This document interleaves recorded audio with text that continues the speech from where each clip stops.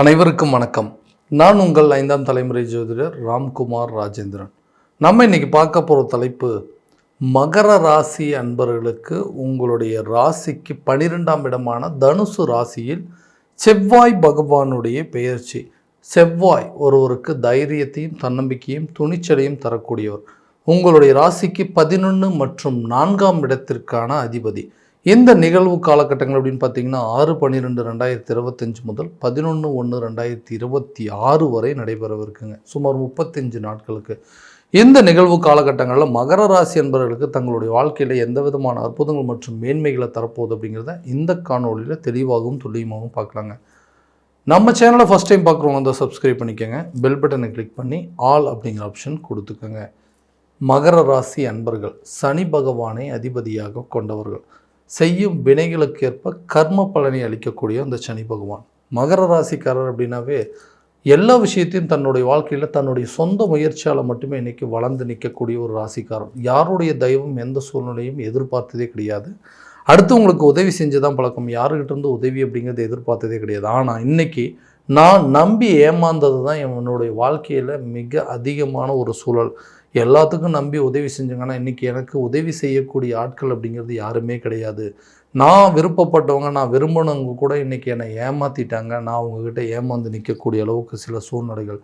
கரெக்டான டைமில் திருமணம் அப்படிங்கிறது ஆகலைங்க. அப்படியே அமைஞ்ச வாழ்க்கையும் சரியான விதத்தில் கொண்டு போக முடியல. அமைஞ்சதும் நடக்காமல் போயிடுச்சு. ஏதோ ஒரு சூழ்நிலையில் எனக்கு வந்து வாழ்க்கையில் தடைகள் மட்டுமே நடந்துட்டுருக்குங்க. எல்லாம் இருந்தும் ஆனால் அதை அனுபவிக்க முடியாத ஒரு சூழ்நிலை. எல்லாத்தையும் இழந்துக்கிட்டே இருக்கிறாங்க. ஒன்றா என்னை விட்டு போயிட்டே இருக்குங்க.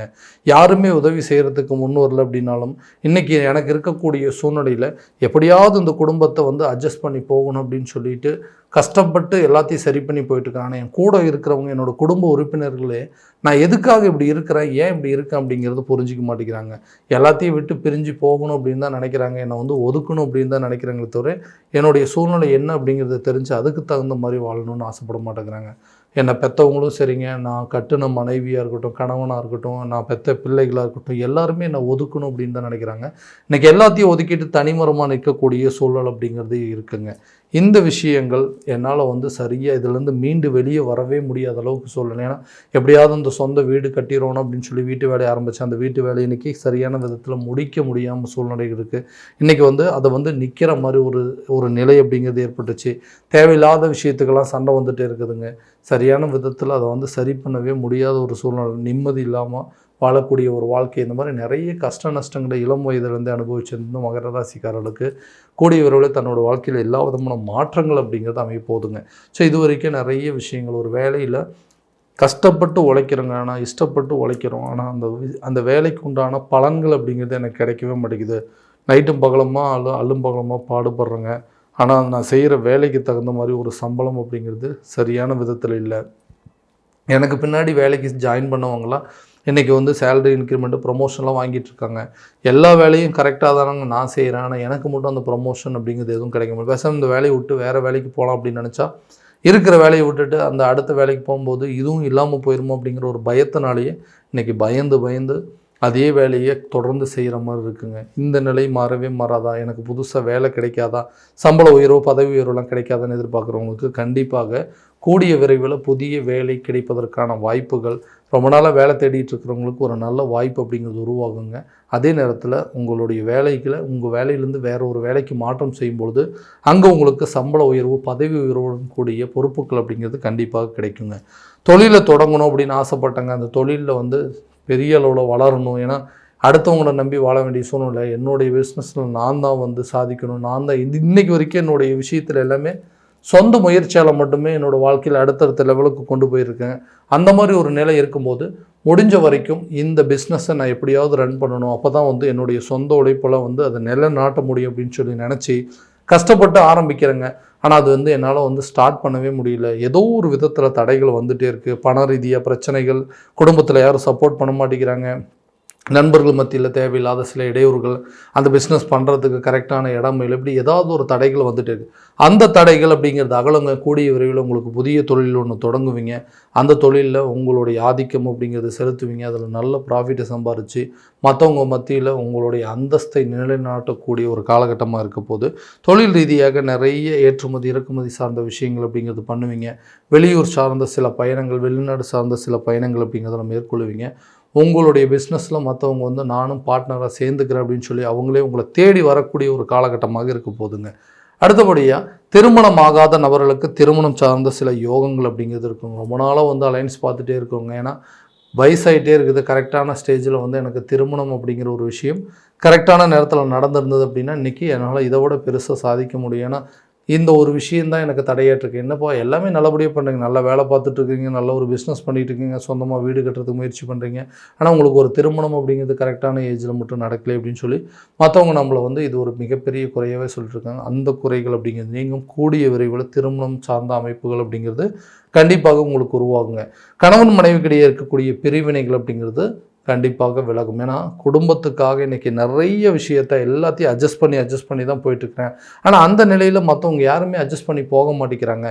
இந்த ஒரே ஒரு விஷயத்துக்காக தான். ஏன்னா பெற்ற பிள்ளைகளும் சரிங்க, அது கட்டின மனைவியும் சரி, ஏதாவது ஒரு விதத்தில் நம்மளை வந்து புரிஞ்சிக்காமல் அவங்களுக்கு வந்து இந்த சூழ்நிலைகள் நம்ம தான் எல்லாம் தப்பும் பண்ண மாதிரி, நம்ம இல்லைன்னா அவங்க நல்லா இருப்பாங்களே அப்படிங்கிற அளவுக்கு சில சூழ்நிலைகள் உருவாக்கி வச்சுருக்காங்க. தேவையில்லாத விஷயத்துக்கு சண்டை வருதுங்க. வாழ்கிறதுக்கு சரியான வழிகள் அப்படிங்கிறதே இல்லை. நிம்மதியும் இல்லாமல் ஒருத்தருக்கு ஒருத்தர் வந்து அட்ஜஸ்ட் பண்ணி புரிஞ்சிக்கிட்டு வாழக்கூடிய அளவுக்கு சூழ்நிலை அப்படிங்கிறதே இல்லைங்க. அந்த சூழல் அப்படிங்கிறது மாறும். கணவன் மனைவிக்கிடையே ஒற்றுமை ஏற்படுங்க. கணவன் மனைவிக்கிட்ட நல்ல ஒரு அந்யோன்யம் இருக்கும். உங்களுடைய பிரச்சனைகள் என்னென்னு தெரிஞ்சுக்கிட்டு அதை தீர்த்து அதற்குண்டானபடி சில முடிவுகள் எடுக்கக்கூடிய காலகட்டமாக இருக்க போது, இதனால் குடும்ப அமைப்பு அப்படிங்கிறது சரிப்படும். குழந்தைங்களுடையும் கணவன் கட்டின மனைவியோட எல்லோரும் ஒன்றா சேர்ந்து ஒரு இடத்துல நிம்மதியாக வாழக்கூடிய ஒரு காலகட்டமாக இருக்க போதுங்க. ஸோ பிரிவினைகள் அப்படிங்கிறது, இந்த பிரிஞ்சவங்க ஒன்று சேருவதற்கான வாய்ப்புகள் அப்படிங்கிறது இந்த நேரத்தில் உருவாங்க. ஏன்னா என்ன காரணம்னு தெரியலைங்க, இன்றைக்கி சண்டை போட்டு ஆளுக்கு ஒரு திசையில் வாழ்ந்துட்டுருக்கோம். நாங்களாம் ஒன்றா சேர்ந்து வாழவே முடியாதா? எனக்கு அமைஞ்ச வாழ்க்கை தான் சரியில்லை, நானும் அமைச்சிக்கிட்ட வாழ்க்கையும் அப்படியே இருக்குது. அந்த மாதிரி ஒரு சூழ்நிலையிலேருந்து நான் மீண்டு வர முடியாதா? என்னை வேண்டான்னு விட்டுட்டு போனவங்க என்னை தேடி வரமாட்டாங்களா? மறுபடியும் நான் அவங்க கூட சேர்ந்து வாழ முடியாதான்னு எதிர்பார்த்துட்டு இருக்கக்கூடிய நபர்களுக்கு கூடிய விரைவில் உங்களை விரும்பி நீங்கள் போனவங்க, நீங்கள் தேடி போன வாழ்க்கை உங்களை தேடி வருங்க. உங்களை வேண்டான்னு விட்டுட்டு போனவங்க கூட உங்களை எதிர்பார்த்து வரக்கூடிய ஒரு காலகட்டமாக இருக்க போது, பிரிந்த காதலர்கள் ஒன்று சேருவதற்கான சூழல் அப்படிங்கிறதும், வேண்டான்னு சொல்லி விட்டுட்டு பிரிஞ்சவங்க கூட ஒன்று சேர்ந்து நம்மளோட லைஃப் அடுத்த லெவலுக்கு மூவ் ஆன் பண்ணலாம் அப்படின்னு சொல்கிற அளவுக்கு சில வாய்ப்புகள் அப்படிங்கிறது இந்த நேரத்தில் கட்டாயமாக மேலோங்கும். வீடு கட்டுறதுக்காக எல்லா வேலையும் ஆரம்பிச்சிட்டங்க, எல்லாமே ஓரளவு கொண்டு போயிட்டேன். ஆனால் வீடு வேலை பாதியிலே நிற்கிது. அந்த பணம் தேவையில்லாத விரயங்களாகுது, தேவையில்லாத நஷ்டங்களாகுது. அந்த பணம் எந்த வழியில் போகுதுன்னே தெரிய மாட்டேங்குதுங்க. இதனால் வீட்டு வேலை அப்படியே நிற்கிது. வண்டி வாகனங்கள் வாங்கணும்னு பிளான் பண்ணியிருந்தோம். ஒரு இடத்துக்கு வந்து அட்வான்ஸ் போட்டிருந்தேன், அந்த இடமும் வாங்க முடியல. அந்த இடத்த விற்கணும்னு நினச்சா அதுவும் என்னால் விற்க முடியும். இந்த மாதிரி நிறைய குழப்பங்கள் இருக்குது. அந்த குழப்பங்கள் தீரும். உங்களுடைய வீட்டு வேலையை கண்டிப்பாக செஞ்சு முடிப்பீங்க. அதே நேரத்தில் புதிய சொத்துக்கள் வாங்குவதற்கான முயற்சி, அல்ல பழைய சொத்துக்கள் விற்பதற்கான முயற்சி, வண்டி வாகனங்கள், இந்த மாதிரி யோகங்கள் எல்லாம் கொடுக்கக்கூடிய ஒரு காலகட்டமாக இருக்குது. விரயங்களை செஞ்சு அதை சுப விரயமாக மாற்றக்கூடிய ஒரு காலகட்டமாக இருக்க போதுங்க. ஆரோக்கிய ரீதியாக இருந்த அந்த தடைகள் அப்படிங்கிறது, வீண் விரயங்கள் அப்படிங்கிறது நீங்கும். இப்போ பண்ணக்கூடிய செலவுகள் கூட, உங்கள் மருத்துவ செலவு கூட உங்களுடைய ஆரோக்கியத்தில் மேன்மையை கொடுக்கக்கூடிய காலகட்டமாக இருக்க போது. வீணாக ஹாஸ்பிட்டலில் கொண்டு போய் பணத்தை கூட்டிகிட்டு இருக்குங்க, நிறைய செலவுகள் பண்ணிவிட்டோம், என்ன பிரச்சனைன்னே தெரியல, அடிக்கடி ஹெல்த்தில் பிரச்சனை வந்துகிட்டே இருக்குன்னு சொல்கிறவங்களுக்கு இந்த செலவினங்கள் கண்டிப்பாக உங்களுக்கு ஒரு நல்ல யோகத்தை கொடுக்குங்க. இந்த காலகட்டங்களில் அந்த மருத்துவ ரீதியாக நீங்கள் செய்யக்கூடிய செலவுகள் நல்ல ஒரு பலன் அப்படிங்கிறது கொடுக்கும். ஆரோக்கிய பாதிப்புகள் அப்படிங்கிறது உங்களை விட்டு நீங்குங்க. கல்வி சம்மந்தப்பட்ட மேன்மை அப்படிங்கிறது உருவாகும். கல்வி ரீதியாக நீங்கள் எடுக்கிற ஒவ்வொரு அடியும் நல்ல ஒரு வெற்றி பலனை நோக்கி கொண்டு போகிறது. கல்வி ரீதியாக சில வீண் விரயங்கள் அப்படிங்கிறது ஏற்படுங்க. இருந்தாலும் நீங்கள் நினச்சபடி ஒரு கல்வியை கற்கக்கூடிய ஒரு காலகட்டமாக இருக்க போது அந்த கல்வியில் நல்ல ஒரு மேன்மை இருக்கும். கல்வி ரீதியாக வெளியூர் வெளிநாடு பயணங்கள் அப்படிங்கிறது மேற்கொள்வீங்க.